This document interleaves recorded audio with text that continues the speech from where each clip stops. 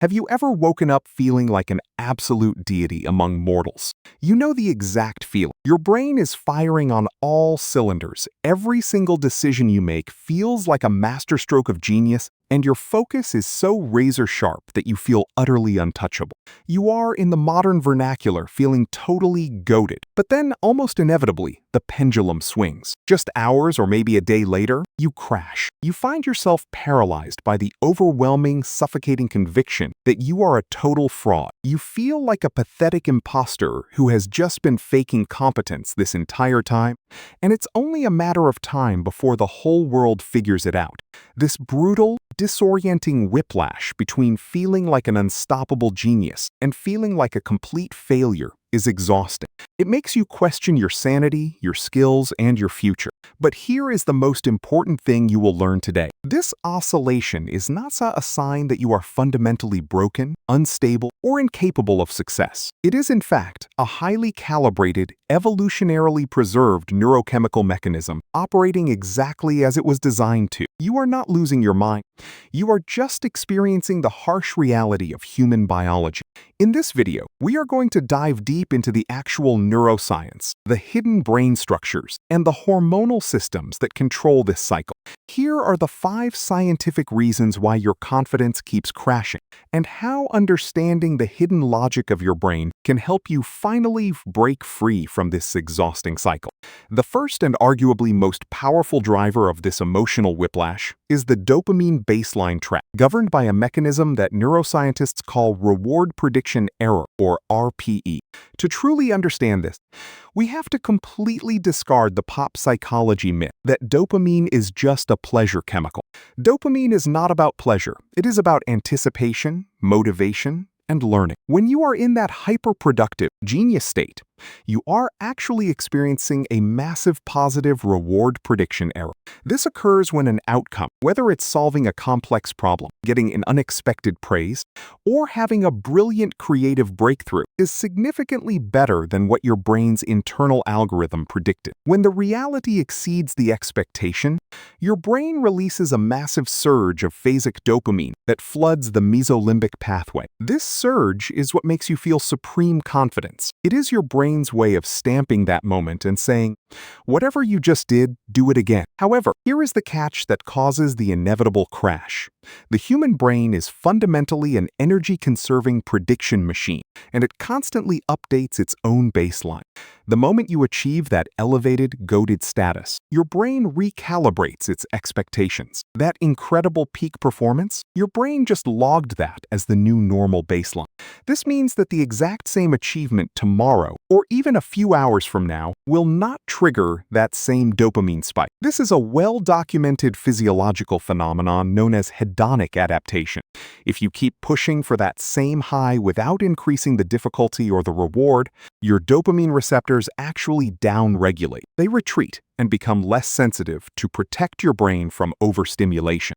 So, you start to feel like a failure, not because your actual skills got worse, but because your brain literally moved the goalposts while you weren't looking. You are chasing the ghost of a chemical high that your brain has already mathematically neutralized. The second reason involves a fascinating, often overlooked, and incredibly potent part of your brain's architecture, the lateral habemula. If the dopamine system is the accelerator of your ambition, the lateral habemula is the emergency brake. It is often referred to by neurobiologists as the brain's disappointment center, or anti-reward center. When you fail to meet that newly established, artificially high baseline we just talked about, or when you predict you are going to absolutely crush a task, but you stumble, you experience a negative reward prediction error. When this happens, the lateral habamula lights up like a Christmas tree.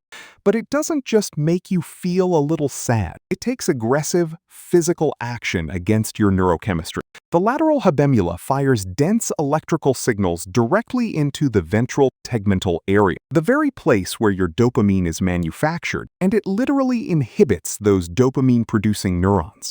It forcibly shuts off the tap. This sudden, drastic neurochemical drought is entirely responsible for that heavy, pathetic feeling. It is why, during a crash, you physically feel sluggish, your posture slumps, and your mind feels hollow and incompetent. Evolutionarily speaking, this is a survival tactic.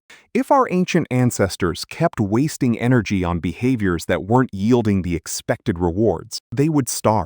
The lateral habemula evolved to punish you for inefficiency, forcing you to stop what you are doing, conserve energy, and rethink your strategy. So, when you feel pathetic, it's just your lateral habemula screaming at you to pivot. But in the modern world, we tend to internalize this chemical brake slam as a profound failure of our personal identity rather than a simple biological signal. The third reason you crash from genius to imposter involves the psychological journey of learning, specifically the brutal transition into what is known as the Valley of Despair.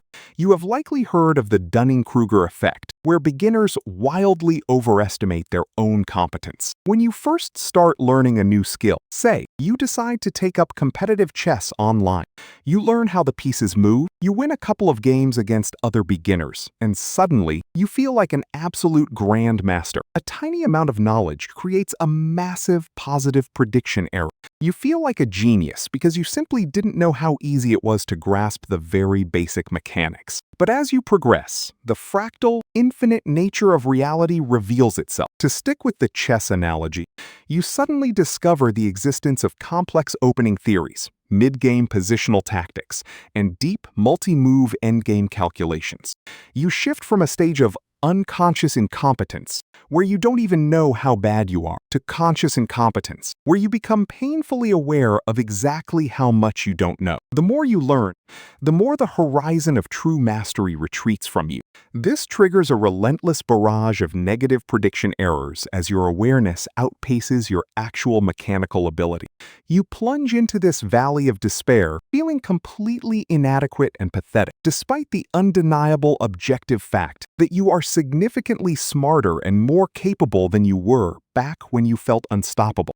The crash into feeling like a fraud is actually a paradox. It is the definitive proof that your brain is expanding, that you are leveling up, and that your perception of the skill has matured. The fourth scientific factor driving this cycle is the massive shift in your brain's large-scale functional networks, specifically the battle for dominance between your task-positive network and your default mode network. When you are deeply in the zone, perhaps rendering out a massive creative project, editing a complex timeline, or writing intricate code, your brain is fully utilizing the task-positive network. This is an outwardly focused, highly engaged state of consciousness where the concept of the self practically vanishes. You do not have the cognitive bandwidth to worry about your insecurities, because your entire mental load is dedicated to the workflow. This is the flow state, and it feels absolutely godlike. But the human brain cannot sustain the task-positive network indefinitely. The moment you finish the task, or the moment you make a mistake and your focus breaks, your brain aggressively defaults back to the default mode network. The DMN is the neural superhighway responsible for self-reflection, mind-wandering, and time traveling, meaning thinking about the past or worrying about the future. When the DMN activates just as your dopamine and serotonin levels are naturally dropping from the end of a task, it turns toxic. It becomes your relentless inner critic. The DMN weaponizes your memories, serving up a high-definition highlight reel of your most embarrassing failures, awkward interactions, and past inadequacies. Why does it do this? Because we are descendants of paranoid primates. The DMN wants to protect you from social rejection, which, thousands of years ago, literally meant being exiled from the tribe and dying alone in the wilderness. So, your brain uses feelings of inadequacy to prompt hypervigilance and group conformity. Your brain literally thinks it is saving your life by making you feel pathetic. But in our modern world of abstract algorithmic metrics and endless social media comparisons, this biological fail-safe constantly misfires, turning a simple moment of downtime into a severe existential crisis. The fifth and final reason is the undeniable accumulation of biological debt and endocrine fatigue. We often treat our minds as if they exist separately from our physical bodies. But your cognition is entirely at the mercy of your physiology. When you operate in that hyperproductive, goated state, your body is effectively running a tightly controlled stress response. The hypothalamic pituitary adrenal axis, or HPA axis, is heavily engaged, relying on sustained, steady releases of cortisol and adrenaline to maintain that laser-like alertness and drive. But this state is biologically incredibly expensive, and your endocrine system is not a bottomless well. Prolonged activation of this stress response leads to a state known as glucocorticoid receptor resistant.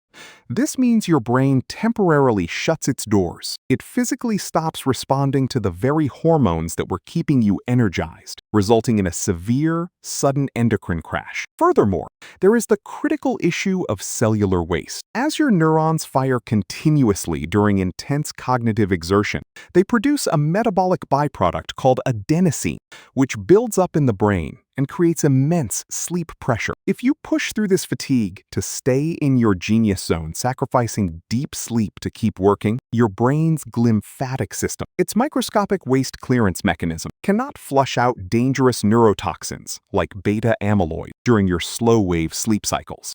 Because of this, you are literally experiencing, say, toxic buildup in your prefrontal cortex, which is the exact area responsible for your emotional regulation and executive function.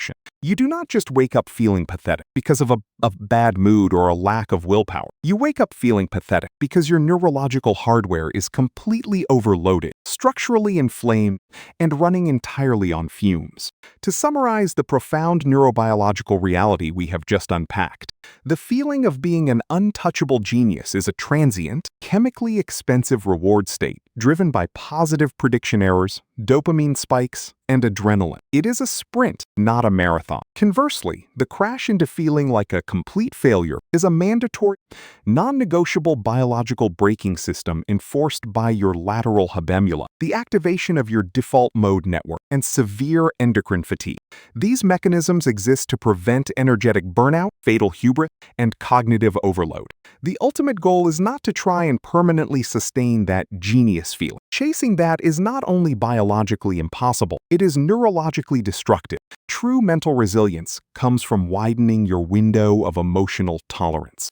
You must learn to recognize the crash not as a fundamental truth about your identity or an accurate measure of your worth, but as a mandatory physiological recalibration. When you feel pathetic, lethargic, and full of doubt, you are simply experiencing the neuroplastic refractory period required for your brain to physically rewire the circuits you stressed during your peak performance. You have to learn to ride the wave of competence, but more importantly, you have to stop fighting the mathematical undertow of your own biology. I truly hope you've learned something valuable today about how your mind actually works behind the scenes. My goal is that this scientific knowledge gives you the permission to show yourself a little more grace, a little more patience, and a lot less judgment the next time you inevitably experience that crash. Thank you so much for watching, keep leveling up, and I will see you in the next video.